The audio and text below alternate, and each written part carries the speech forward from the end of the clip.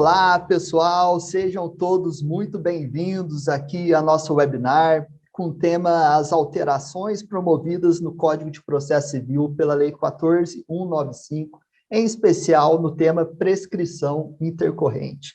E para quem ficar conosco aí até o final do vídeo, nós vamos ter uma grande novidade relacionada aí à sua preparação para o exame da OAB e com condições exclusivas para quem ficar aqui conosco, tá bom? O tema prescrição intercorrente é um tema que foi modificado recentemente aí pela Lei 14.195 de 2021, certo? De 26 de agosto de 2021, especificamente. E essa lei trouxe alterações substanciais aí no Código de Processo Civil. Trouxe o portal digital de citação, alterou prazos e também tratou do tema prescrição intercorrente. É uma lei de agosto de 2021, já passou um pouquinho de tempo aí para o amadurecimento das discussões e, sem dúvida alguma, é um tema de muita relevância para o seu exame da OAB, certo? Por quê? Porque ela traz uma relevância para o dia a dia forense muito grande, grandes alterações que vão impactar de forma efetiva na vida aí do advogado, na prática do dia a dia, aconteceram. E por isso, nos moldes do exame da OAB, aí, que o examinador gosta de apresentar um caso concreto e pedir para você e cobrar de você um conhecimento jurídico, isso aí está na ordem do dia para ser cobrado, certo? E aqui, nessa nossa aula, a gente sugere que você abra o Código de Processo Civil aí para acompanhar essa aula com a gente, certo? O artigo 921 em específico. E eu queria convidar aqui ninguém menos do que o professor Marcelo Matucci, que é o nosso professor de Processo Civil do IDEA Cursos Jurídicos, ele que é advogado, com vasta experiência aí no contencioso civil, assessoria civil também, ele é mestre em processo civil pela USP também. Então, o professor Marcelo, seja muito bem-vindo aqui ao nosso webinar, à nossa aula, e a palavra está com você. Professor Alexandre, agradeço muito o convite. Aqui, para mim, é um prazer estar aqui com os nossos alunos para poder falar de uma novidade, né? Tão importante. Afinal de contas, a FGV, ela quer saber se o aluno, se o candidato, né, a ser aprovado, a receber a tão sonhada vermelhinha, se ele está atualizado. Então, essa aula aqui é de total importância. A gente vai falar quanto à Lei 14.195, como o professor mesmo disse, é uma lei super recente e que trouxe aí alterações significativas no nosso Código de Processo Civil. Nosso Código de Processo Civil, que é de 2015, não é um código antigo, nada disso, né? Na verdade, ele ainda é chamado por muitos de o novo Código de Processo Civil, e agora a gente enfrenta com mais uma novidade, né, quanto às regras do jogo voltadas aí para execução, né? Então, vale a pena, né, a gente conhecer a Lei 14.195, que o aluno ele se aprofunda quanto à lei, mas aqui hoje a gente vai tratar de um tema ali pincelado dentro da lei, que é a questão da prescrição intercorrente. Porque a Lei 14.195, além de várias outras alterações que ela propõe, né, ela vem fazer uma alteração no nosso artigo 921 do CPC. Né? Então, se você já conheceu aí na faculdade, durante o seu curso, o artigo 921, hoje você precisa ter uma nova leitura, você precisa verificar, inclusive, se o seu código está atualizado. Né? O professor Alexandre, ele sabe que nas nossas aulas a gente bate bastante sobre o preparo para a prova. Né? Afinal de contas, o nosso curso ele é voltado para a OAB. Então, a gente quer que você seja pronto para todas as questões que a FGV possa trazer. E a FGV, ela gosta de letra de lei na nossa primeira fase. Então, o que a gente quer aqui é bater com vocês o artigo 921, chamar atenção para as alterações, para que você chegue na hora da prova e faça tudo com muita tranquilidade. Né? Mas vamos lá, vamos ao que interessa. né, já que a gente quer tratar aqui sobre um tema tão novo, né, então a gente teve aí a entrada em vigor da lei lá em agosto, mas, na verdade, vocês vão ver que, quanto aos prazos estipulados, a gente ainda tem muita água ainda para correr, né? Muita conclusão para chegar, mas hoje o que importa é o que está valendo, né, para a prova da OAB. Vejam que, dentre várias dessas novidades, né, a alteração do artigo 921, ela vem para poder regulamentar especificamente a suspensão da execução, né, bem como a própria prescrição intercorrente, né, que é muito mais importante do que as causas da suspensão na execução. Aqui é importante a gente lembrar o que é a prescrição intercorrente, então, né, vez que ela é a perda do direito, né, de exigir o direito pela ausência da ação durante um determinado tempo no curso do procedimento. Ou seja, ela tem uma finalidade, né, de aclamar o princípio da duração razoável do processo, né, lá previsto, lá no artigo 5º da Constituição brasileira, né? Então, aqui, a ideia, né, é que sempre o autor ele esteja trazendo um efeito útil para o próprio processo, né? Nada adianta ele vai, distribui a sua execução e deixa lá às custas do juiz, né? Não é isso. O juiz ele está sempre inerte e ele precisa que a parte ela tenha esse interesse de promover o andamento no processo. E a prescrição intercorrente ela veio exatamente para poder penalizar aquele que abandona o processo. Só que agora, as novidades, né, da modificação do artigo 921, ele limita ainda mais, né, essa folga para a parte, né? Se a parte ela vem para poder fazer uma execução, ela já tem que vir com a carga correta, ela já tem que vir com o que ela precisa exatamente, onde ela vai atingir, aonde está o devedor, e vocês já vão entender melhor sobre isso, né? Vejam que a prescrição ela não é um exercício da pretensão, né? Ela é até estranho pensar numa prescrição intercorrente, pois se ela é intercorrente, né, já foi exercida essa pretensão. Mas a previsão legal, né, dessa alteração, ela vem lá da Lei de Execuções Fiscais.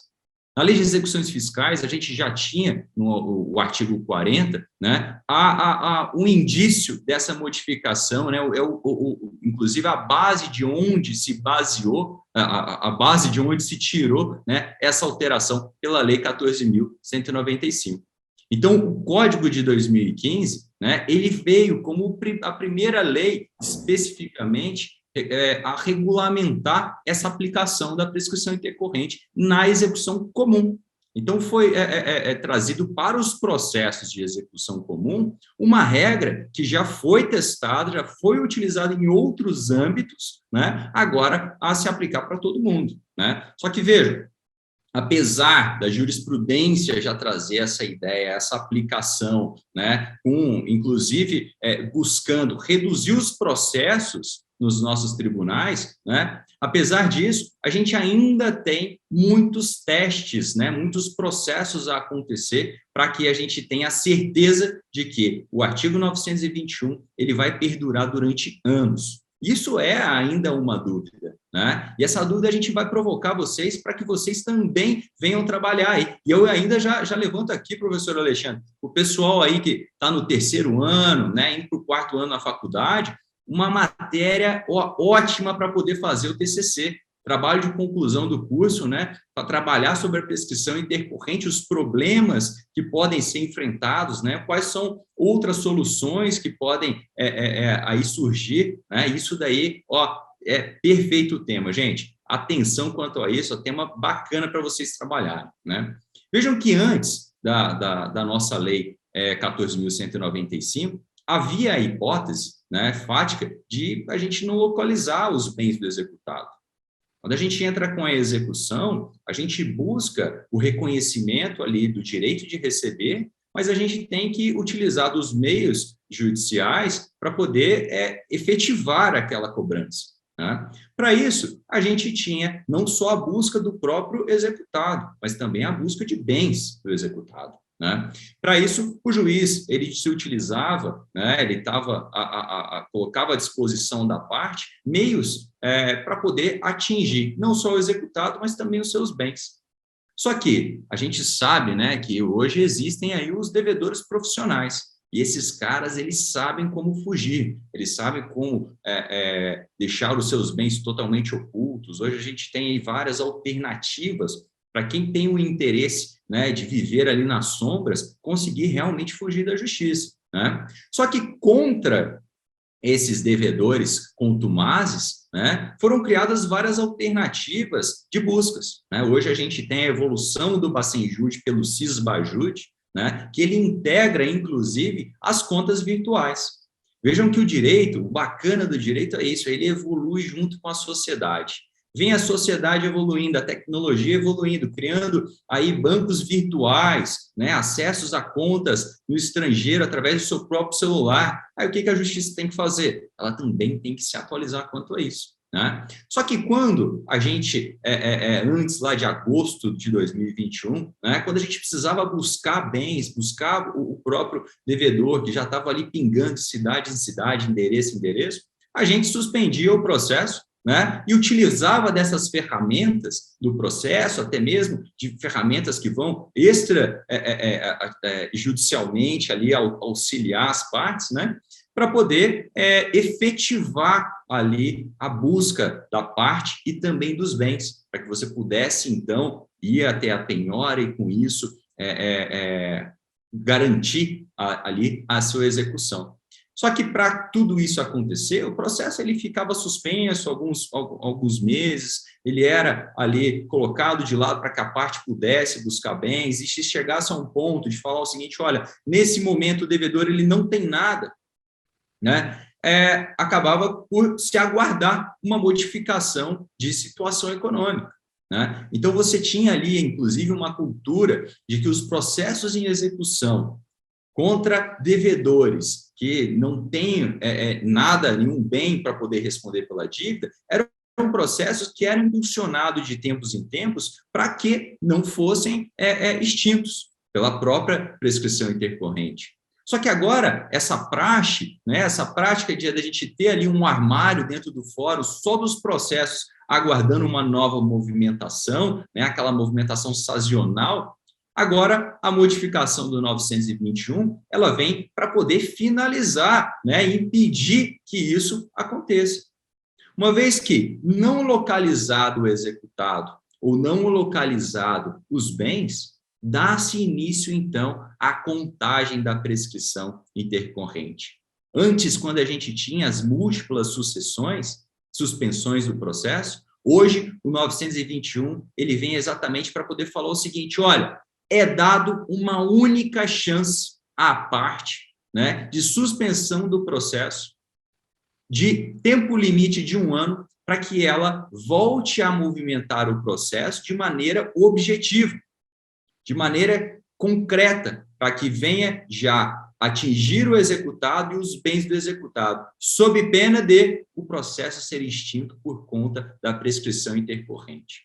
Agora, vejam, a gente com isso enfrenta uma limitação, talvez, ali do judiciário, da atuação do judiciário, da prestação jurisdicional, um favorecimento para o devedor profissional, né? Agora o cara ele tem certeza de que aquela dívida que ele tem um dia vai estar prescrita, né? Será que é isso que o legislador está buscando atingir, né? Ele quer ali salvar o volume de processos que a gente tem na nossa justiça, que está realmente abarrotada, mas às custas ali de um direito de recebimento de um crédito certo, líquido, né? Será que isso vai dar certo? Será que isso é mesmo a solução, né? E com isso, eu convido a vocês a entrar nessa discussão aqui comigo e com o professor Alexandre, para ver se a gente consegue aqui chegar numa solução, né? Mas sempre levando em consideração o que a lei já impõe, porque, gente, o 921 está aí para ser cumprido. E se você tem uma execução, se você se depara com um caso de execução, de prescrição intercorrente, onde não se encontram bens, não se encontra o executado, atenção, você precisa se atualizar. Professor Alexandre, levando isso em consideração, vamos falar sobre esse termo inicial, esse prazo de 1 ano que a parte tem. Professor Marcelo, agradeço aí a sua exposição sobre o tema, colocou sobre lentes claras aqui, né, o que aconteceu, né? Porque antes da Lei 14.195, a gente tinha uma prescrição intercorrente que a sua hipótese fática ali era a não localização de bens do executado. Então, se você não localizou os bens do executado, aí daria início aí ao procedimento da prescrição intercorrente, né? Então, a premissa era a não localização de bens do executado. Agora, com a Lei 14.195, isso mudou totalmente, né? Agora, a premissa mais não é a não localização de bens. A mera não localização do executado já dá início aí ao procedimento da prescrição intercorrente. E a lei foi além, como o professor colocou aí de uma forma brilhante, né? A não localização do executado já dá início ao procedimento ali da prescrição intercorrente. E veja que, uma vez iniciada a prescrição intercorrente, ela pode ser suspensa uma única vez, né, professor? Então, é uma questão muito forte. Você não localizou o executado, você já vai dar início ao procedimento aí da prescrição intercorrente, né? E isso causa um problema muito grande. E principalmente quanto à execução em si, né? Porque no cumprimento de sentença, em regra, a gente notifica o devedor na pessoa do seu advogado, né? Tem as exceções, claro, previstas ali no Código de Processo Civil, nas quais o devedor vai ter que ser intimado pessoalmente, mas, via de regra, no cumprimento de sentença, o devedor é notificado ali na pessoa do seu advogado, o que não traz tantos problemas aí relacionados à notificação desse devedor. Mas no processo de execução, veja que o executado ele precisa ser citado pessoalmente. E o professor Marcelo pode dizer aqui muito melhor do que eu, que na prática, no dia a dia forense, o que a gente tem mais dificuldade é de conseguir citar o executado. Então, veja bem, a gente inicia a execução, dá início à execução, o juiz determina a citação do executado e, na primeira tentativa infrutífera de localização do executado, já vai se iniciar o procedimento da prescrição intercorrente. Então, se você não souber muito bem, né, se o advogado ali não souber muito bem onde está o executado, quais são aqueles meios que ele está utilizando para se esquivar da execução, talvez o início da execução ali ele já comece dando um tiro no pé, porque ele vai começar a execução e já vai ir na primeira tentativa infrutífera de localização ali, já vai iniciar a prescrição. Mas uma questão aqui que a gente tem que observar, uma questão técnica muito importante, que não é a primeira tentativa infrutífera da notificação que é o termo inicial. O termo inicial é a ciência formal pelo exequente, né, dessa tentativa infrutífera. Então, como que vai se dar ali na prática, professor Marcelo? É da seguinte forma: o exequente, né, vamos falar aqui especificamente da execução, mas isso também se aplica ao procedimento de cumprimento de sentença. O exequente, ele inicia ali, protocola a petição inicial para dar início à sua execução, e apresenta o endereço do executado. O juiz determina a citação desse executado, e que aí o oficial de justiça vai em direção lá tentar realizar essa citação do executado e volta com uma certidão negativa. Ó, o juiz não conseguiu encontrar fulano de tal. Aqui. Diante disso, diante dessa certidão negativa, a gente tem que se socorrer ali, professor Marcelo, de um precedente utilizado aí do Superior Tribunal de Justiça, precedente da primeira sessão do Superior Tribunal de Justiça, né, que se refere ali, a primeira sessão é a turma de Direito Público, que analisou a questão da prescrição intercorrente sobre o prisma ali da Lei de Execução Fiscal, do artigo 40 da Lei de Execução Fiscal. É o RESP, anota aí, RESP 1.340.553 do Rio Grande do Sul. E esse recurso especial aí, decidido pela primeira sessão do Superior Tribunal de Justiça, ele tem clara influência nessas alterações que foram promovidas no Código de Processo Civil. E tem determinados pontos que estão expressos nesse recurso especial que não foram trazidos de forma expressa para o Código de Processo Civil, professor Marcelo. Mas isso não quer dizer que a gente não possa utilizar agora aí que a gente está buscando as interpretações adequadas para essa alteração, né, que a gente já está amadurecendo as discussões sobre essas alterações, mas ainda não temos posicionamento dos tribunais superiores concretos sobre isso, certo? Então, a gente utiliza aquilo que a gente tem, e esse recurso especial, ele é claro em dizer o seguinte, que o juiz, ele tem que declarar que ocorreu a suspensão do processo. Então, o que acontece na prática? A certidão volta negativa, e o juiz, ele tem que fazer uma notificação ali do exequente. E essa notificação do exequente, ela vai ser uma dupla notificação em uma única decisão. O juiz vai notificar o exequente de que houve uma tentativa infrutífera de localização do executado e, ao mesmo tempo, ele já realiza uma notificação no mesmo documento, estabelecendo para o exequente o seguinte: olha, houve essa tentativa infrutífera e, em razão dela, em razão da nova previsão do artigo 921 do Código de Processo Civil, estou suspendendo o seu processo. Então, o RESP é claro em dizer que o juiz tem que avisar, ó, estou suspendendo esse processo. E com essa suspensão, já se inicia aí a prescrição intercorrente. Mas essa prescrição intercorrente, o termo inicial dela, essa ciência por parte do exequente de que houve a tentativa infrutífera, porém, a prescrição intercorrente, ela ficará suspensa durante 1 ano.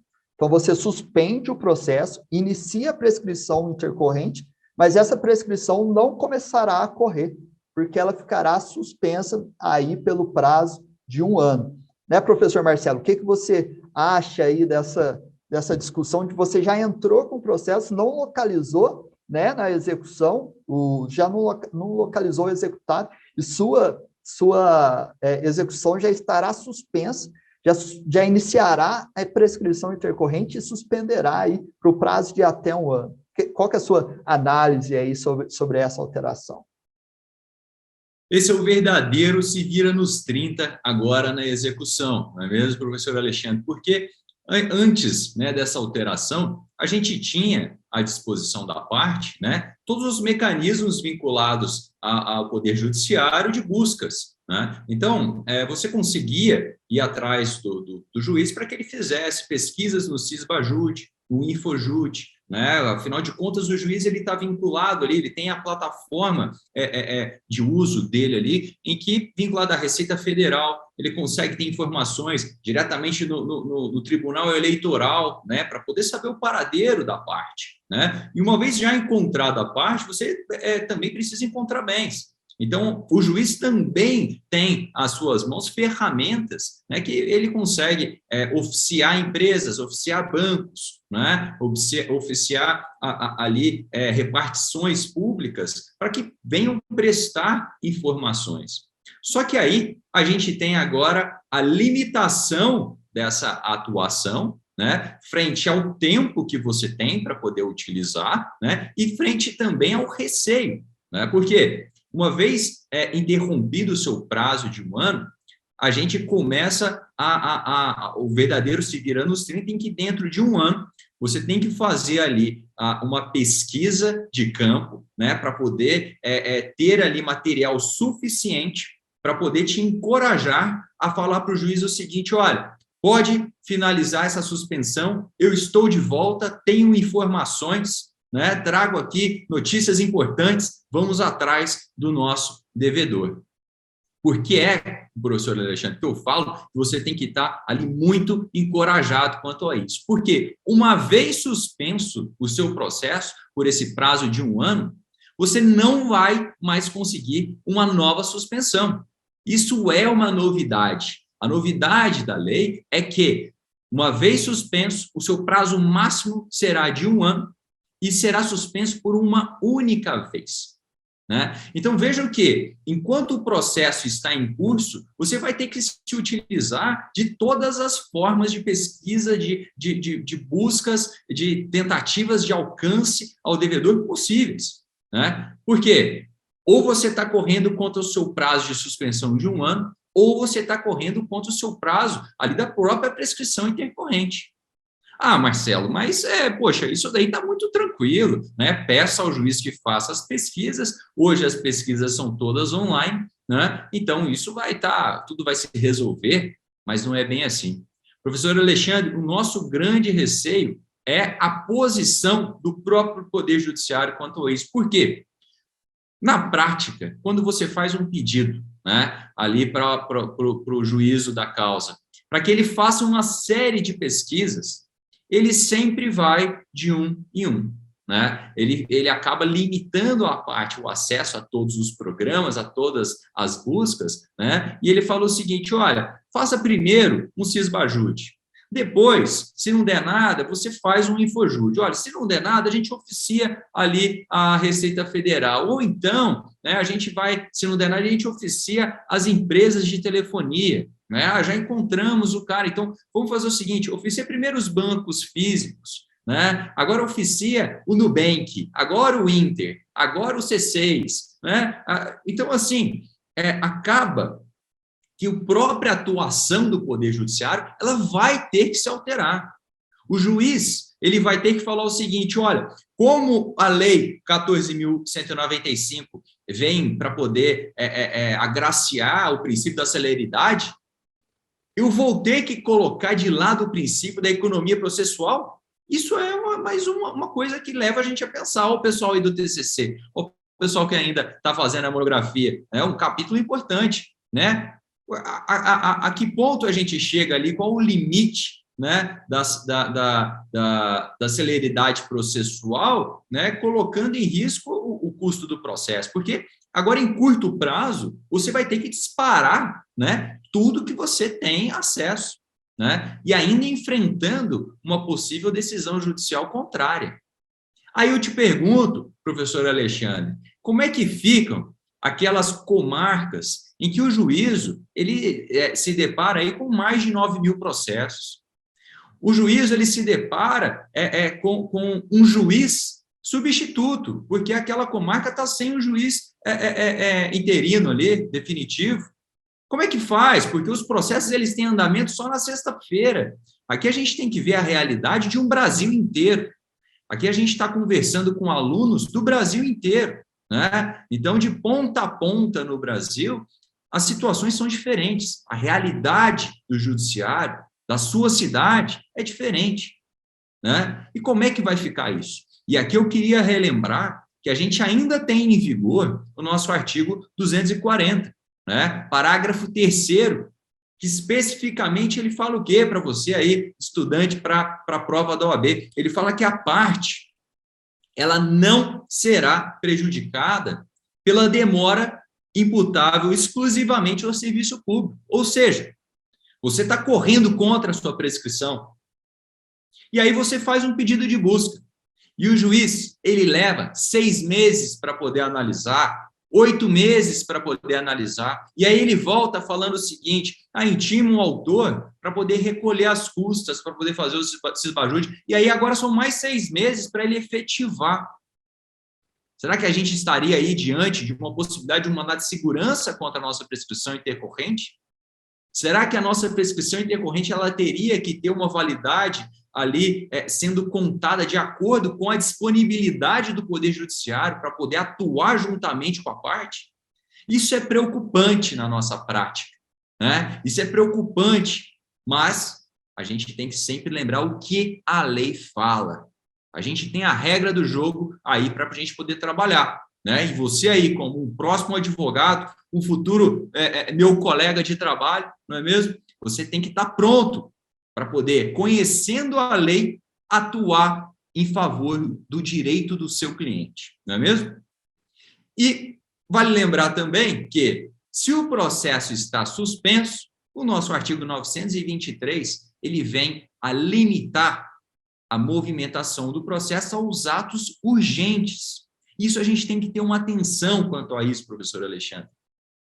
Porque, novamente, o processo é estratégia. Você tem que montar um plano, né, de atuação. Então, se você ainda está durante o seu período de 1 ano, você não pode simplesmente levantar essa suspensão no processo para poder pedir uma consulta. Poxa, juiz, você acabou de fazer a suspensão do meu processo, eu fui para casa, peguei meu celular, abri o Facebook, está lá o devedor numa lancha, passeando com a família, está lá o devedor na Disney. Vamos fazer o seguinte, faz uma pesquisa aí de cartão de crédito para mim, faz uma pesquisa no Sisbajude, né? Aí vai lá, o juiz faz a pesquisa do Sisbajude, ela vai dar infrutífera. Opa, nossa, mas eu não tive toda aquela minha certeza para isso.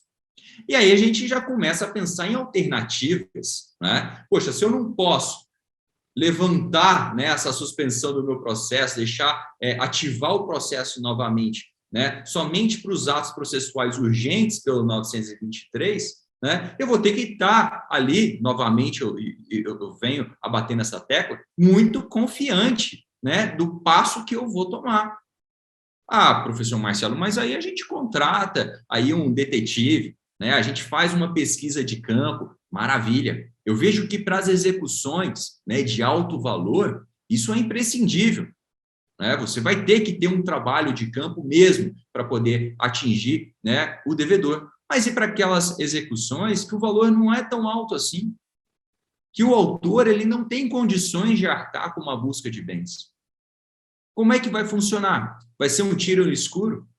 Né? A gente vai se arriscar? A gente vai falar o seguinte, olha, vamos deixar suspenso pelo máximo do prazo de 1 ano para ver o que pode acontecer?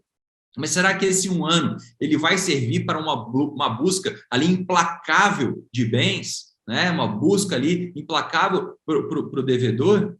Ou vai ser só um prazo esquecido, né? E a gente vai estar ali cumprindo a tabela para o nosso cliente, né? Falando para ele, não, mas calma, o tempo está passando, mas os juros estão correndo, né? Mas será que isso é interessante?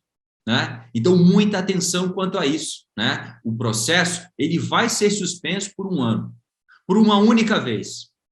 E ele só vai aceitar movimentações dentro desse curso de 1 ano de atos urgentes. Mas se você quiser arriscar para uma consulta, para um ato, para uma prática ali de um oficial de justiça que não seja urgente, você abre mão dessa suspensão e você se depara com o início da sua contagem da prescrição intercorrente. Existem até as possibilidades agora, né, de talvez você fazer um processo incidental, né, você faz um processo independente para buscas de bens, para poder combater esse fim de suspensão de processo. Será que isso vai ser uma alternativa também, né? Então, muita atenção à própria lei, né? Muita atenção à letra de lei, o que ela impõe para a gente, né? Você precisa conhecer o efeito disso também na vida prática, já buscar soluções. Afinal de contas, né, professor Alexandre, uma vez formado, uma vez ali você já aprovado na OAB, né, não vai faltar naquele almoço de domingo, né, a família vai virar, já vai olhar para você e falar o seguinte, olha, eu tenho um cheque aqui, como é que eu faço? Eu sei que o cara, ele deve todo mundo, mas eu sei onde estão os bens dele, e você já vai lembrar, né, lá da aula do professor Marcelo e do professor Alexandre, fala assim, opa, eu tenho que ter muito pé no chão agora para poder fazer uma execução. Afinal de contas, a Lei 14.195, ela veio aí para poder limitar essa atuação, limitar o processo de execução, aqueles processos que realmente vão atingir um resultado prático,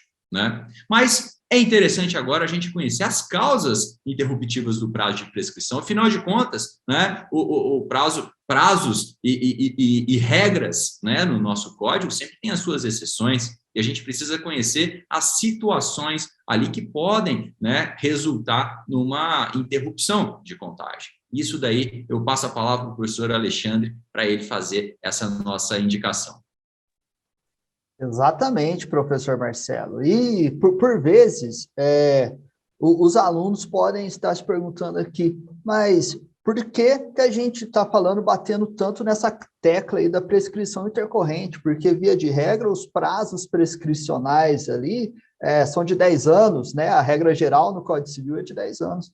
Mas a gente tem que ter em mente muito claro, professor Marcelo, o Superior Tribunal de Justiça, em sede de recursos repetitivos, ele já estabeleceu que o prazo prescricional da responsabilidade civil é de 3 anos. Então, o prazo prescricional da responsabilidade civil é de 3 anos. Um tempo, vejamos aí, muito exíguo, né? Um tempo curto. E para a prescrição intercorrente, aplica-se o mesmo prazo da prescrição da pretensão. Então, esse prazo de 3 anos vai ser o prazo que vai incidir aqui na prescrição intercorrente. Por isso que a gente fala, o professor Marcelo muito bem trouxe aqui para a gente. Você for ajuizar uma execução, dar início ao procedimento de cumprimento de sentença, ali, você tem que estar muito certo do que está fazendo. Se for uma responsabilidade civil, o prazo é de 3 anos, e você tem que ter certeza que vai localizar ali os bens do executado, porque senão o seu processo vai ser extinto. E veja lá, a prescrição, se formos analisar ali, né, professor Marcelo, nos artigos 485 e 487 do Código de Processo Civil, a prescrição, ela é causa de extinção do processo com resolução de mérito. Ela resolve o mérito e se forma lá a coisa julgada material. Formada a coisa julgada material, você não pode mais discutir aquela questão. Então, temos que estar muito certo. E essa questão que você muito bem trouxe ali, suspendeu o processo está suspenso.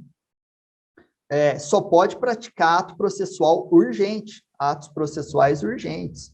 E a pesquisa via Sisbajude, né, para ver se o executado possui algum bem ali em seu patrimônio, não é ato processual urgente. A gente vê que a urgência não é um dos requisitos para o requerimento do Sisbajude.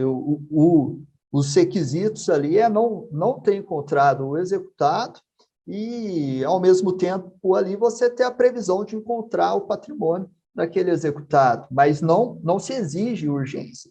Então, para você requerer essa pesquisa, como muito bem trouxe o professor Marcelo, deve-se requerer a volta do processo. A suspensão do prazo de 1 ano ali acaba e você faz o requerimento ali da pesquisa via Sisbajude, e a prescrição intercorrente volta a correr. Responsabilidade civil, 3 anos. Então, você vai ter 3 anos, veja bem, 3 anos para tentar achar algum patrimônio daquele executado, né? E vamos supor que o Sisbajude volte negativo, você deu um tiro no seu pé, porque a suspensão do prazo prescricional intercorrente só pode ocorrer uma única vez, né? Mas aqui, entrando, Marcelo, professor Marcelo, aqui na minha parte, né, são as causas interruptivas da prescrição intercorrente. E quando que se aplica essa causa interruptiva da prescrição intercorrente? Ou seja, houve o período de suspensão do processo e suspensão da prescrição intercorrente, encerrou esse período de 1 ano, ou o próprio exequente requereu a volta aí do processo, né? E a prescrição intercorrente voltou a correr. O que o exequente pode fazer, o que pode acontecer para interromper esse prazo? Para falar assim, ó, vamos bater o martelo aqui, o prazo vai voltar a correr desde o início. Então, ali, você está no finalzinho do seu prazo prescricional, veja aí a situação dos sonhos, né? Ou nem tanto, né, professor Marcelo? Você está no finalzinho ali do seu prazo prescricional, você consegue uma interrupção da prescrição para ela voltar a correr ali durante todo o período. Se for uma prescrição de 3 anos, você está ali com 2 anos e 8 meses, 2 anos e 9 meses, interrompe e você tem mais 3 anos ali. O que pode ser feito para que ocorra essa interrupção da prescrição intercorrente? O parágrafo 4º do artigo 921 do Código de Processo Civil responde a essa nossa pergunta. Ele fala, interrompe a prescrição intercorrente 2 situações. A primeira, a efetiva citação ou intimação do devedor, né? Citação, a gente fala aqui do processo de execução e intimação no cumprimento de sentença, ou, se não, a constrição de bens penhoráveis. Isso aí, essas 2 situações são aquelas que vão interromper o prazo prescricional. E a primeira, aqui a gente fala a efetiva citação ou intimação do devedor.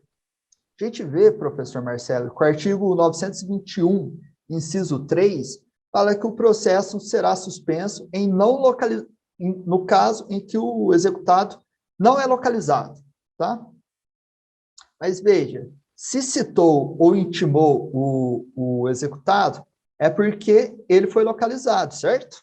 Certo, meus amigos? Não, né? Não é certo. Porque, e as citações e as intimações fictas, né? As citações por edital, aí. E aí, essa citação por edital, ela ocorre justamente porque o executado não foi localizado, né? Então, vejamos que o artigo 921, inciso 3, fala que o processo é suspenso em razão da não localização do executado. E o parágrafo 4º do artigo 921 fala que a efetiva citação ou intimação do devedor interrompe o prazo prescricional. A pergunta que eu coloco aqui para todos é, e as intimações fictas, elas interrompem o prazo prescricional? Código de Processo Civil aqui, ele não responde, né? Intimações fictas, a intimação ali por edital, a citação por edital no processo de execução, ela é suficiente para interromper o seu prazo prescricional? E no silêncio do Código de Processo Civil, professor Marcelo, eu me socorro aqui e vejamos que a gente está fazendo um exercício de interpretação. Eu me socorro daquele precedente do Superior Tribunal de Justiça que eu já mencionei aqui na minha manifestação anterior. Aquele precedente da primeira sessão ali do Superior Tribunal de Justiça, ele fala que ele é expresso em dizer que a citação e a intimação ficta interrompe o prazo prescricional. A citação e intimação ficta interrompe o prazo prescricional. Mas isso, veja bem, é um precedente do Superior Tribunal de Justiça da sua primeira sessão. E aqui uma observação aqui para o dia a dia forense de vocês. A primeira sessão, ela reúne as turmas que decidem o direito público. Então, é uma análise referente ao artigo 40 da Lei de Execução Fiscal, aquela previsão ali que o professor Marcelo bem trouxe, a primeira previsão de prescrição intercorrente que nós tivemos aqui. Então, a primeira sessão, ela analisou referente ao caso da Lei de Execução Fiscal. E a sessão que julga o direito privado não é a primeira sessão. Então, mas aqui a gente está fazendo uma análise de interpretação. Se os tribunais forem manter a sua jurisprudência coerente, uma jurisprudência única, o caminho que se tende a seguir é esse.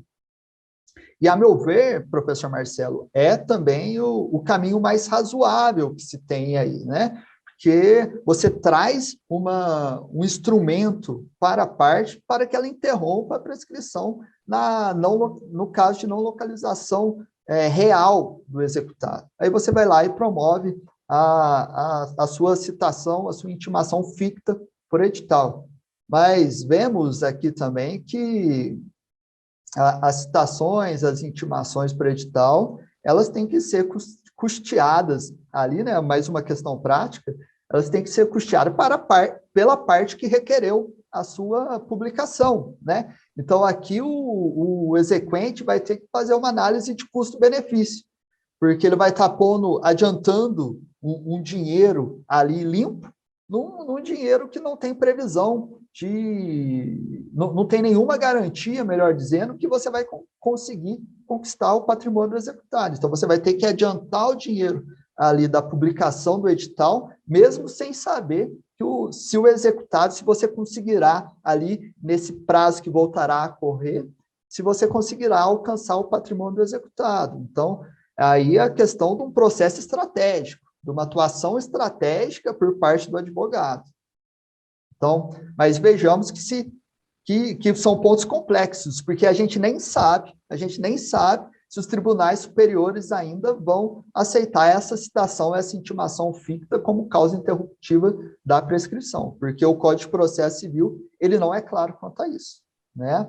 Mas certo é que nos atendo aqui ao que dispõe a lei, que é o que vai cair no seu exame da OAB, a efetiva citação ou intimação do devedor é uma causa interruptiva da prescrição intercorrente, nos termos do parágrafo 4º do artigo 921 do Código de Processo Civil, certo? Mas um outro ponto que o Código de Processo Civil diz é o seguinte: a constrição de bens penhoráveis, também é uma causa interruptiva da prescrição intercorrente. E causa interruptiva é aquela que faz o prazo recomeçar do zero, né?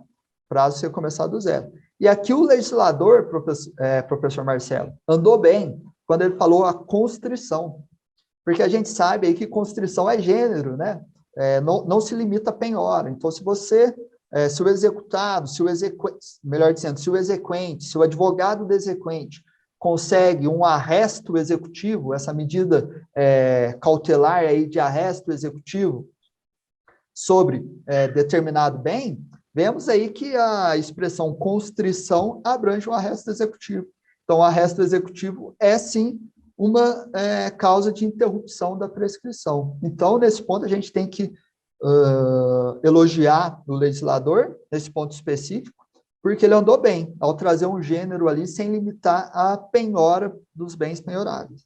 Mas, ao mesmo tempo que a gente traz o elogio, a gente traz uma crítica muito contundente aqui, professor Marcelo, sobre essa disposição aí, constrição de bens penhoráveis. E a crítica que eu faço aqui é justamente em relação à expressão bens penhoráveis. O legislador estabeleceu ali bens penhoráveis. A gente sabe que muitas das vezes você consegue realizar uma constrição sobre determinado bem. Vamos supor um caso concreto aqui. Você consegue realizar a constrição de um determinado bem, né, em nome do executado, você consegue achar um bem em nome do executado, realiza essa constrição e, como por um passe de mágica, né, o executado aparece ali no seu processo. Ele aparece como passe de mágica ali no seu processo e aparece justamente para impugnar. Ele vai dizer assim, ó, professor Marcelo, realmente esse bem me pertence, né? Foi feita essa constrição sobre esse bem, mas eu tenho uma notícia triste para te dar, porque esse bem é um bem impenhorável. Esse bem é um bem impenhorável, é um bem de família, é uma casa que eu uso aqui para residir com os meus familiares, e vai trazer esse argumento. E aí ele traz o argumento e o juiz decide, o juiz da primeira causa decide. E vamos supor aqui que a gente está no prazo da responsabilidade civil de 3 anos. O juiz decide, com a decisão do juiz de primeiro grau, a gente tem um agravo de instrumento, sobe para o Tribunal de Justiça. O Tribunal de Justiça decide também, diante desse recurso, dessa decisão do Tribunal de Justiça, a parte interpõe um recurso especial para o Superior Tribunal de Justiça. E aí, nesse prazo aí, já decorreu 2 anos, 1 ano e meio, 2 anos, discutindo se o bem é penhorável ou se o bem é impenhorável. E, ao final, o Superior Tribunal de Justiça, aqui no nosso exemplo, decide: o bem é impenhorável. O bem é impenhorável, era um bem de família, professor Marcelo. E o que acontece daí? É uma notícia duplamente ruim para o exequente. Por quê? Porque ele terá lá, quando ele encontrou aquele bem, ele criou uma expectativa e já possuía uma garantia de satisfação do seu crédito. Aí chega o Superior Tribunal de Justiça e fala, é um bem de família, então ele não serve como garantia de execução desse crédito. Então essa é a primeira notícia ruim. Mas tem uma outra notícia péssima para o exequente. Se o bem é impenhorável, não houve a interrupção do prazo da prescrição intercorrente, porque o artigo ali, o parágrafo 4º do artigo 921 é claro em dizer que é a constrição de bens penhoráveis, a constrição de bens penhoráveis. Então, qual que é a notícia que o exequente vai ter? Ó, você não possui a garantia e aquela constrição lá que você achava que tinha interrompido, não interrompeu.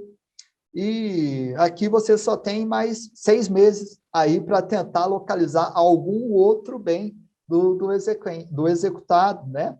E vejamos aí que isso foi uma previsão lastimável do legislador, porque você traz a previsão de constrição muito bom, mas de bens penhoráveis, né? Professor Marcelo, a gente vê, a gente traz críticas, sim, aqui à legislação, da forma com que ela foi posta, mas críticas construtivas para a gente poder gerar nos nossos alunos que estão nos assistindo, aqui nos operadores de direito que estão nos assistindo, um senso crítico na medida em que, o que a gente vai fazer? Porque a lei foi posta dessa forma, e a gente pode não concordar com aquilo que está na lei, né? Mas me parece que eu não vejo uma inconstitucionalidade aí material sobre esse tema. Eu discordo, não concordo com esse tipo de previsão, né? Que você traz uma falsa segurança, uma falsa impressão de segurança para o exequente, né? Mas inconstitucionalidade material é difícil a gente trazer uma aqui. A gente pode discordar, mas partir para uma inconstitucionalidade já tem que sustentar qual o dispositivo constitucional que está sendo violado. Mas, professor Marcelo, eu quero que você fale para a gente aqui, feita essa análise, sobre a interrupção do prazo prescricional e a questão do cumprimento desses prazos que estão previstos aí, o cumprimento desses prazos da prescrição intercorrente. Muito obrigado, professor Alexandre. O senhor levantou um ponto aí de extrema importância, né? Vejam que no nosso curso, a gente busca deixar os nossos alunos experts em prova da OAB, mas também a gente já aqui forma advogados, né? Advogados que a gente quer que tenham aí um senso crítico, como o senhor mesmo disse, e que sejam combativos, não é mesmo? Então, por isso que a todo momento eu levantei ali os nossos alunos que estão ainda no 3º, 4º ano, porque o nosso curso, ele traz também um conhecimento, né, um reforço ali da faculdade, que você tem aulas com professores que atuam diretamente na advocacia, professores que já têm experiências de processos, de vários âmbitos ali de divisão, né, de dentro mesmo do Poder Judiciário e aqueles que também que estão atuando ali de frente, combatendo o Poder Judiciário. Isso daí é de extrema importância. E o ponto que o senhor levantou aí, né, a gente encontra um bem, a gente acha que ele é penhorável, a gente começa a trabalhar em cima dele, a gente faz, né, a praça daquele bem, na hora que ele vai mesmo a leilão, que você vê que vem aquele cara com um saco de dinheiro para poder entregar na nossa mão, vem lá o juiz e levanta, né, o cartão vermelho, ele fala assim, opa, peraí, esse bem não é penhorável, volta tudo, né, todos esses atos aí praticados não tiveram nenhum tipo de implicação prática, mas o que isso traz de um efeito ali mais aterrorizante no nosso processo? Como eu disse para vocês, o processo ele não pode se transformar numa série de atos bagunçados. Então, a prática nos mostra que no momento que a gente identifica um bem que pode responder pela dívida, né, que pode ali solucionar e atender o crédito buscado, todos os entes ali, as partes, as personalidades envolvidas no processo, eles começam a trabalhar, né, frente àquele bem que foi encontrado. Então, dificilmente você acaba desviando a atenção do juiz para que busque outros bens também. Veja, a sua dívida é de 500 mil, você já identificou um bem de 800 mil. Por que é que o juiz vai determinar a penhora de um outro bem? Aí o juiz ele nega a penhora de um outro bem por conta, né, da penhora em excesso, só que na hora que vai analisar a fundo esse bem de 800 mil, é um bem impenhorável. Ou seja, você voltou ao zero. E aí, na hora que você fala o seguinte, nossa, então corre e pega aquele outro bem, ele já não existe mais, ele já está penhorado em um outro segundo processo para um outro credor, aquele credor já adjudicou o bem, e você ali se viu numa situação de não tenho nada para responder o crédito e o meu prazo ali, a minha prescrição, cada vez mais próxima de se esgotar, não é mesmo? Então, isso, professor Alexandre, é preocupante, né? E eu volto a dizer, gente, essa análise, né, a nossa lei, ela ainda é nova, ela vem de agosto de 2021. Vejam só que os processos que foram suspensos ali, logo com a entrada em vigor da lei, eles ainda não voltaram a ocorrer, não deu um ano ainda, na maioria deles. Isso nos mostra que o efeito prático geral dos processos a gente ainda não tem, né? Então, muita coisa pode acontecer, né? E, mas, Marcelo, mas como é que eu faço? Você vai ter que ficar ligado nas aulas do IDEA, porque aqui você vai encontrar atualização de toda a matéria, né? A gente vai estar aqui trazendo para vocês jurisprudências, decisões recentes, posicionamentos, alterações da lei, né? Sempre nas nossas aulas. Então, fique ligado, né? A nossa preocupação é que você, no dia da prova, chegue lá atualizado e pronto para responder o que vier a ser cobrado, tá? Mas, já que o professor Alexandre ele entrou aqui no nosso parágrafo 4A, né, agora do 921, né, o legislador ele vai criando ali os braços dos artigos, né, eu acho que vale a pena a gente aqui analisar a própria redação. Como o próprio professor Alexandre já adiantou, a redação é uma redação ali complicada, né? Ele traz ali algumas ideias, algumas imposições, só que, poxa, como é que isso vai realmente funcionar, né? Vejam que o nosso parágrafo 4A, né, só para poder você aí se lembrar do que ele fala exatamente o seguinte, que a efetiva citação, intimação do devedor ou constrição de bens penhoráveis interrompe o prazo da prescrição. O professor Alexandre acabou de falar isso, né? Que não corre pelo tempo necessário à citação e à intimação do devedor, bem como para as formalidades da constrição patrimonial, se necessário, desde que o credor cumpra os prazos previstos na lei processual ou fixados pelo juiz. Você pode ler esse artigo aqui 10 vezes, né?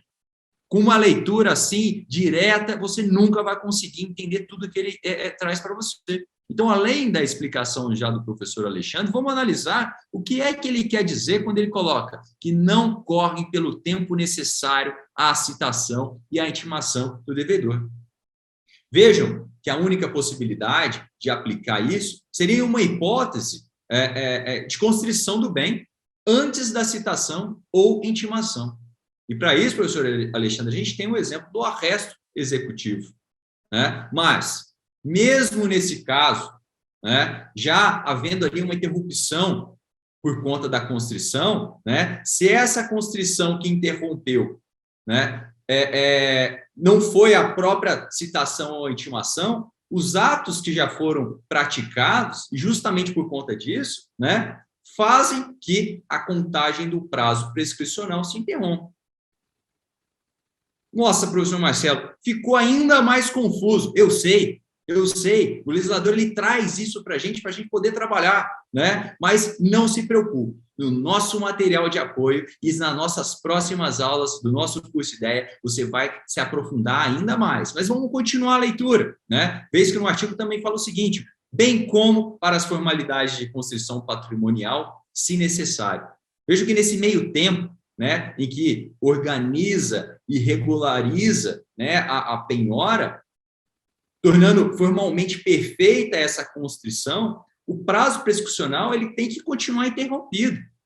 Como eu disse para vocês, o artigo lá 240, parágrafo 3º, né, a gente leva isso a cartório, a gente precisa do oficial de justiça para poder fazer certidões, a gente precisa que se torne público aquela constrição né? Poxa, o prazo vai continuar correndo? Não tem como, né? A parte ela não pode sofrer ali um prejuízo por conta de terceiros, exatamente, né? Então, ela precisa falar o seguinte, olha, a minha parte eu já fiz, eu já indiquei, já consegui aqui que a justiça alcançasse o bem. Agora, essa parte aí de formalizar essa constrição, né, me dá aí uma folga, pelo menos, me dê um tempo, né, com o meu prazo prescricional. E, por fim, né, lá no nosso artigo, a gente ainda tem a passagem de desde que o credor cumpra os prazos previstos na lei processual ou fixados pelo juiz, né? Então, já vai ali, o artigo, ele já, ao mesmo tempo que ele dá uma possibilidade da parte respirar, né, ele já joga de volta a responsabilidade no colo do credor, né? Vez que cumpriu os prazos fixados pelo juiz ou o prazo ou você cumpre, ou o prazo ele retoma o andamento, né, pelo período em que houve esse atraso, né? Então, faz com que o credor, necessariamente, venha a atuar de forma junta, presente no processo, né?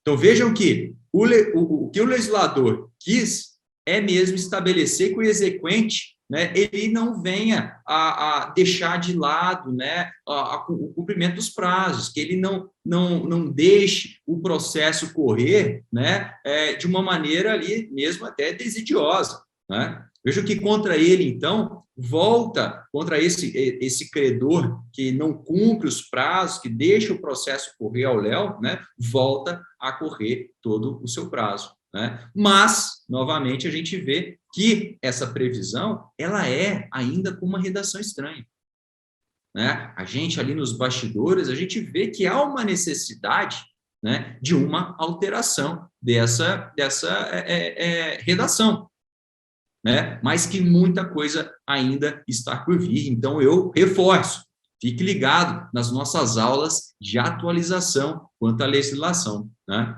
E para a gente já caminhando aí para o fim da nossa análise, professor Alexandre, vamos analisar agora, então, essa extinção da execução, né? Porque se acontece a prescrição intercorrente, né, qual que vai ser a consequência no nosso processo? E com isso eu passo a palavra. Muito obrigado, professor Marcelo. E aqui eu faço uma observação sobre isso que você acabou de nos de pôr aqui para nós, né? Porque a gente vê que antes dessa alteração no artigo 921 do Código de Processo Civil, a prescrição, o que era? A prescrição, ela ocorria em razão da desídia da parte, né? Antes da alteração do artigo 921, com a redação originária do Código de Processo Civil de 2015, né, a prescrição era o quê?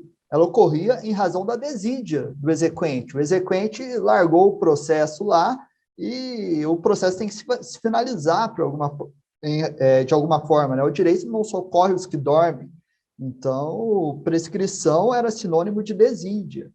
Com essa alteração pela Lei 14.195 de 2021, essa ideia da prescrição intercorrente no que diz respeito à desídia alterou, porque prescrição intercorrente, ela não mais significa desídia do exequente. O exequente, ele pode estar ali realizando tudo o que está ao seu alcance, todas as diligências que estão ao seu alcance, sendo diligente, mas a prescrição viria a ocorrer. Então, a prescrição nessa nova alteração, ela parte de uma premissa totalmente diferente. Ela parte da premissa de ausência de patrimônio. A ausência de patrimônio. Não tendo patrimônio, meu amigo, o que a nova redação do 921 fala é isso. Não tendo patrimônio, meu amigo, vai ocorrer a prescrição. Como uma forma de perdão aí legal, né? Aqui perdão entre aspas, de forma atécnica, é uma forma de benefício àquele devedor que conseguiu, de forma efetiva, blindar todo o seu patrimônio e se esconder dos efeitos dos seus atos. Então, houve uma alteração de premissa. Antes, prescrição era leniência do exequente, era desídia do exequente. Agora, a prescrição é ausência, prescrição intercorrente é ausência de patrimônio. Aí, nessa última observação que você trouxe aí, né, que continuará suspenso o prazo prescricional desde que o credor cumpra os prazos previstos na lei processual ou fixados pelo juiz. A gente vê aí que é quase que um déjà vu do que a prescrição já foi, né? Prescrição outrora ali era desídia. E aqui ele traz essa pequena observação aí, tentando atribuir a parte ao exequente a responsabilidade por estar sempre movimentando os autos. Mas continua a prescrição intercorrente agora, nessa nova redação, ocorrendo por ausência de patrimônio. Ausência de patrimônio. E essa é a premissa que vai orientar tudo, que vai direcionar todos os aplicadores e todos os intérpretes aqui desse dispositivo. Mas entrando aqui nesse tópico, a gente chega aí ao procedimento de extinção da execução em razão da prescrição intercorrente. Está bem, a gente teve, voltando aqui na linha do tempo da prescrição intercorrente, então, e aqui fazendo referência sempre à execução, mas um procedimento que se aplica com as devidas alterações ali ao cumprimento de sentença. Feita a intimação, né, não, feita a propositura, melhor dizendo, da ação de execução, o exequente ofereceu ali o endereço do executado, o juiz determinou a citação do executado naquele endereço fornecido, voltou a certidão do oficial de justiça negativo, falando, não consegui localizar o executado aqui nesse endereço fornecido. O juiz realiza, portanto, a intimação do exequente, aquela intimação, como já tratei anteriormente, com duplo efeito, declarando ali, não, melhor dizendo, demonstrando para o exequente que houve uma tentativa infrutífera de localização, a primeira tentativa infrutífera de localização, e determinando já, houve a suspensão do processo, disparou o prazo prescricional que está suspenso pelo prazo de 1 ano.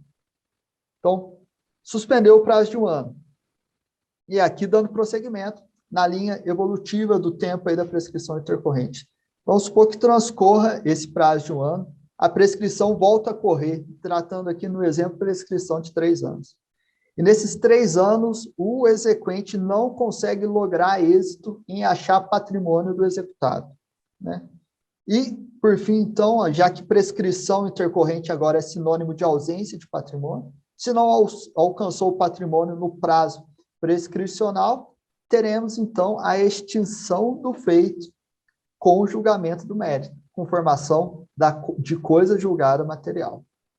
E o procedimento, professor Marcelo, dessa extinção está justamente no parágrafo 5º do artigo 921. O parágrafo 5º tem a seguinte redação: o juiz, depois de ouvidas as partes, então o juiz, depois de ouvidas as partes, no prazo de 15 dias, poderá, de ofício, reconhecer a prescrição no curso do processo e extingui-lo sem ônus da parte, sem ônus para as partes.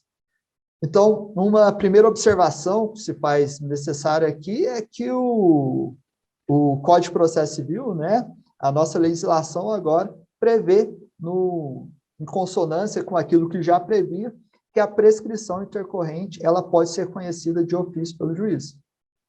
A prescrição intercorrente ela pode ser reconhecida de ofício pelo juiz, igual às demais modalidades de prescrição que podem ser reconhecidas de ofício pelo juiz. O professor Marcelo muito bem trata do tema nas suas aulas, nas hipóteses aí de prescrição, de reconhecimento de decadência, inclusive ali, né, professor Marcelo, do julgamento ali preliminar do mérito, ali já houve a prescrição, antes mesmo da citação do réu ali no processo, é possível o juiz julgar o mérito nessas hipóteses. Mas o que se põe aqui é enquanto a prescrição intercorrente. O juiz pode reconhecer de ofício. E no Código de Processo Civil, esse parágrafo 5º fala que para reconhecer de ofício ele tem que ouvir as partes antes, numa aplicação ali legal em consonância com o artigo 10 do Código de Processo Civil, que traz a ideia do contraditório efetivo.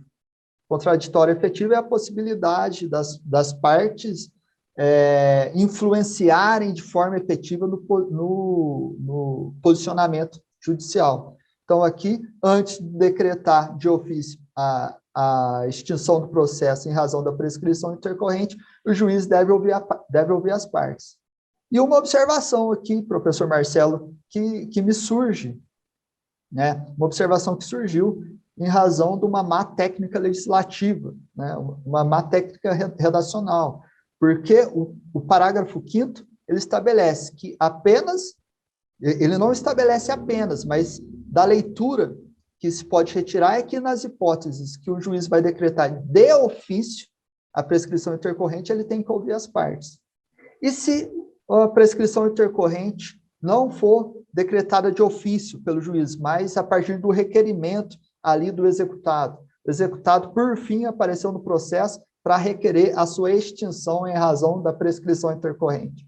O juiz deve ouvir as partes antes. O parágrafo 5º ele não traz resposta. O parágrafo 5º fala que o juiz, só quando vai decretar de ofício, deve ouvir as partes. Mas aqui a gente tem que ter uma análise sistemática do Código de Processo Civil, justamente em razão desse artigo 10, que eu já trouxe para vocês, professor Marcelo. Porque o artigo 10, ele traz, justamente na parte geral do Código de Processo Civil, com aplicação sobre todos os demais capítulos ali do Código de Processo Civil, essa obrigatoriedade do juiz, antes de decidir qualquer questão contrária à parte, ainda que de ofício, ouvi-la. Então, na medida em que o artigo 10 traz essa previsão, o artigo 10º traga essa previsão, mesmo quando a prescrição intercorrente for requerida, for decretada a partir de um requerimento, o juiz ainda deve ouvir a parte contrária. E a manifestação da parte contrária ali é justamente para tentar convencer o juiz que, olha, juiz, a prescrição intercorrente não ocorreu, seja em razão da aplicação de um prazo diverso, juiz, não é 3 anos, no caso aqui, a responsabilidade contratual, aplica-se ali o artigo 205 do Código Civil, e o prazo é de 10 anos, conforme já estabeleceu o Superior Tribunal de Justiça, e não de 3. Ou se não, a ausência, a parte tem que tentar trazer ali a existência de uma causa interruptiva da prescrição, ou até mesmo um erro de cálculo do juiz ali. Mas a parte, ela tem que ter essa oportunidade de tentar influenciar de forma efetiva o posicionamento do juiz. E uma observação final aqui nesse parágrafo 5º, professor Marcelo, aqui ele estabelece que na extinção do processo em razão da prescrição intercorrente, ela ocorrerá sem ônus para as partes, sem ônus sucumbenciais, seja em razão do exequente, seja para o executado.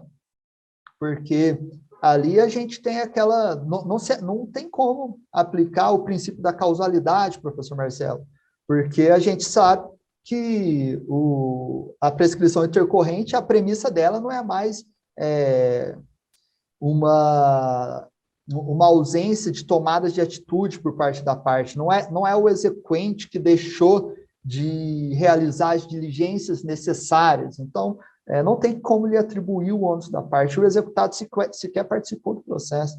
Então, levando esses pontos em consideração, o parágrafo 5º estabelece que a extinção pela prescrição intercorrente ocorrerá sem ônus sucumbenciais para qualquer uma das partes, professor Marcelo. Não, muito interessante isso, o professor Alexandre, e nos leva, inclusive, a pensar o seguinte: será que, em caso de extinção do processo, né, por prescrição intercorrente, pela falta de identificação de bens, ou seja, o executado está presente no processo, será que isso seria uma vitória para a parte ré, né, o executado? Será que ali o executado seria o vitorioso nesse processo, que chega ao fim de um prazo e é declarado ali pela justiça que ele não deve mais, que ele não tem mais que se preocupar com aquela dívida, que ele pode, então, voltar a ter bens em próprio nome, ele pode voltar agora a encostar a cabeça no travesseiro e dormir sossegado, né, sem o receio de um oficial de justiça bater nas portas dele, né? Isso eu provoco aí os nossos alunos a pensarem, né, quanto aí ao resultado prático mesmo dessa alteração, né, dessa Lei 14.195. E é interessante também a gente lembrar que o parágrafo 5º, ele coloca que não haverá ônus sucumbencial para as partes. Mas aqui o artigo ele não fala nada quanto aos gastos que as partes, e principalmente o autor, né, já tiveram durante o processo. Vale lembrar que o Tribunal de São Paulo, né, uma execução, você paga de custas iniciais 1% da causa. Para cada busca no Sisbajude, Infojude, ofícios, oficial de justiça, você vai ter que pagar as taxas judiciais também, né? Será que essas taxas, então, elas não vão ser mais discutidas, né? Então, aqui a gente não tem ônus para as partes voltados à sucumbência, ou seja, honorários e custas finais, mas e os valores que já foram ali desprendidos, né? A justiça, ela encara ali como uma infelicidade do autor, fala o seguinte: infelizmente você teve mais esse gasto, né? Então, aí, complicado da gente pensar, né? Mas para a gente já caminhar, já finalizar, aqui a gente já estava caminhando ao fim do nosso assunto, né? Vale a pena a gente fazer uma análise quanto ao parágrafo 6º, que vai falar sobre as nulidades do procedimento, né? O parágrafo 6º, ele coloca, né, quanto a uma possível alegação de anulidade do procedimento, né, voltada a uma necessária alegação com identificação de prejuízo. Veja, professor Alexandre, que uma vez que o legislador ele impõe que a nulidade ela terá que ser levantada pela parte, ele está, né, já dizendo para a gente que se trata de uma nulidade relativa. Afinal de contas, né, uma nulidade absoluta, ela é uma nulidade que pode ser declarada de ofício, né? Então, ele vincula uma nulidade relativa a uma ocorrência de prejuízo à parte, né? Vejam, então, que há uma necessidade não só da provocação do juiz, né, quanto a essa nulidade, mas uma prova cabal de prejuízo concreto à parte, né?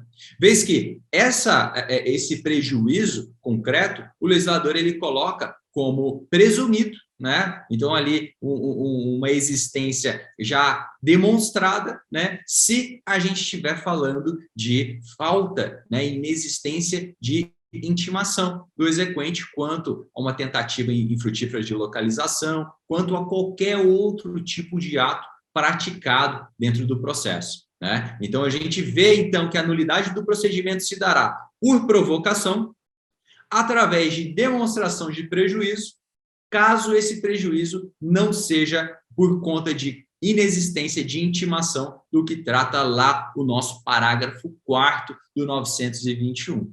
Com isso, eu coloco o fim aqui na nossa análise, professor Alexandre, das modificações aí da execução, né, propostas pela Lei 14.195, que já está em vigor, já está valendo aí, que agora, professor Alexandre, eu queria que o senhor já aclamasse os nossos alunos que estão até agora aqui nos acompanhando, né, interessados na matéria e interessados também na novidade que a gente tem para eles. Conta para eles, professor Alexandre.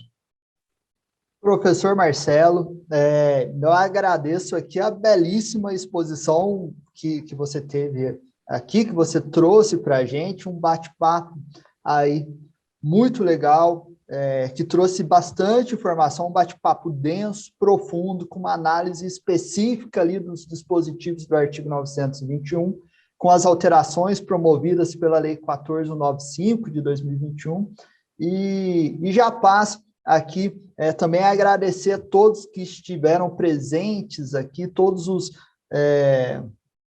toda a nossa audiência que está com a gente aqui na nossa aula, e um agradecimento com uma novidade e um benefício. Um agradecimento com uma novidade e um benefício. A super novidade, professor Marcelo, que a gente vai trazer aqui é o lançamento do nosso curso preparatório para o exame da OAB. Um curso preparatório para o exame da OAB do IDEA Cursos Jurídicos, professor Marcelo. É um curso totalmente direcionado para a preparação do candidato, ali do nosso aluno para o exame da OAB. É um curso completo, que é realizado aí, foi realizado, que conta com uma equipe de professores especialistas. A gente tem advogados, temos juízes de direito, temos delegados de polícia, temos mestres, aí o professor Marcelo, o nosso professor de processo civil, mestre em processo civil pela USP. Nós temos doutores aí pelas instituições mais renomadas do país, temos especialistas, uma equipe de professores que foi selecionada a dedo para trazer para o nosso aluno a melhor preparação possível. E o que vai ter aí nesse nosso curso preparatório para o exame da OAB do IDEA Cursos Jurídicos? O que vai contar? Qual que é a estrutura desse curso, professor? Ele conta aí com mais de 170 horas de videoaula, uma das maiores cargas horárias aí do mercado, e com aulas realizadas especificamente para o exame da OAB. Não são aulas aproveitadas de outro curso, são aulas realizadas ali, preparadas com muito carinho, especificamente para o exame da OAB. Essas aulas aí, elas foram preparadas a partir de uma análise estatística dos exames da OAB, análise estatística essa que vai ser disponibilizada para os nossos alunos aí. A gente conta também com material de apoio preparado aí por esses especialistas, pela nossa equipe de professor, um material de apoio que passa por todos os pontos do edital, com a profundidade e a objetividade necessária para aprovação para o exame da OAB. Porque aqui no nosso curso preparatório, professor Marcelo, o nosso objetivo é um só, a preparação para o exame da OAB. Mas essa preparação, ela não se esgota no exame da OAB, porque a gente está preparando o candidato ali para o exame e, consequentemente, a gente vai trazer noções, igual foi a nossa aula aqui, que vão ser de extrema valia para o dia a dia ali daquele que pretende advogar. Porque uma premissa que a gente colocou aqui no nosso curso é o seguinte, professor Marcelo, quando você coloca o conhecimento em prática, quando você sabe as consequências ali dos seus atos no processo, ou até mesmo em uma atuação prévia, numa assessoria jurídica, numa consultoria jurídica, né? Você compreende melhor, você guarda melhor aqueles conceitos que vão ser cobrados de você no exame da OAB. Até porque as questões elaboradas ali na OAB são apresentações de caso concreto pelo examinador, a fim de cobrar do candidato o conhecimento jurídico. A gente vai ter também cronogramas de estudos ali relacionados ao calendário das aulas, a análise ali pelo aluno do material de apoio. A gente vai contar, professor Marcelo, e aqui é um grande diferencial do nosso curso, com simulados diários de questões anteriores do exame da OAB. Então, todo dia, ali na sua área do aluno, o candidato vai receber um simulado com questões anteriores do exame da OAB. 10 questões por dia ali para ele treinar, para ele colocar o conhecimento em prática. Porque realizar questões é um estudo ativo. Aquilo que você erra na sua preparação, professor Marcelo, se você levar a sério, você não vai errar no exame da OAB, na hora que estiver valendo. Porque um treino feito com muita assiduidade, com dedicação por parte do aluno ali, levará, com certeza, próximo ou efetivamente a sua aprovação no exame da OAB. Simulados diários, a gente vai ter também simulados inéditos, vamos ter aí 2 simulados com questões inéditas preparadas pelos nossos professores no exame, nos mesmos moldes do exame da OAB, para que o aluno se coloque ali, faça um treino simulando exatamente qual é a sensação de estar realizando o exame da OAB. Então, quando ele for fazer a prova da OAB, ele já vai ter passado por aquela situação em casa, já vai conhecer como que a prova acontece. Então, o nosso curso preparatório para o exame da OAB vai ter tudo isso E muito mais, né, professor Marcelo? É isso mesmo, professor Alexandre. É um curso super completo para você que quer conquistar a tão sonhada vermelhinha, né? E vale lembrar também que para você que não está acostumado com a prova da OAB, com as questões da OAB, né, nas nossas aulas você vai aprender a como realizar a questão, como fazer uma análise, como separar o tema daquela questão, pontos ali indicados pela FGV de interesse para a solução da questão, né, isolar as questões que não tem ali as alternativas que não estão vinculadas com a resposta correta, né, para que você possa, então, marcar, acertar ali a questão sem nenhum tipo de preocupação. Afinal de contas, como o próprio professor Alexandre colocou, a prática, né, o treino na resolução das questões é de suma importância. E para você que cadastrou para poder assistir a nossa aula, você vai receber um e-mail da nossa equipe com um preço especial de lançamento e por um tempo determinado de vagas, e vagas limitadas. Então, fica ligado com o nosso contato, fica ligado nessa super promoção e também com as próximas que estão por vir. Agradeço mais uma vez, professor Alexandre, em nome de todo o curso Ideia, em nome de todos os professores, todos os nossos alunos que estiveram aqui assistindo, acompanhando as nossas aulas, que tenha sido super proveitoso. Fique ligado para outras aulas de temas ainda mais interessantes, né? Fique ligado no nosso blog, no nosso Instagram, no nosso site, que você sempre vai receber aí sempre um alerta que vai te ajudar nesse momento de preparação. Bom, professor Alexandre, colocando fim aqui na nossa aula, agradeço mais uma vez o convite, agradeço do curso Ideia, né, para essa aula, agradeço mais uma vez esse nosso bate-papo, né, e vamos lá, vamos receber os nossos alunos, deixar todo mundo aí pronto para a realização da prova e vejo vocês lá no nosso curso. Um abraço!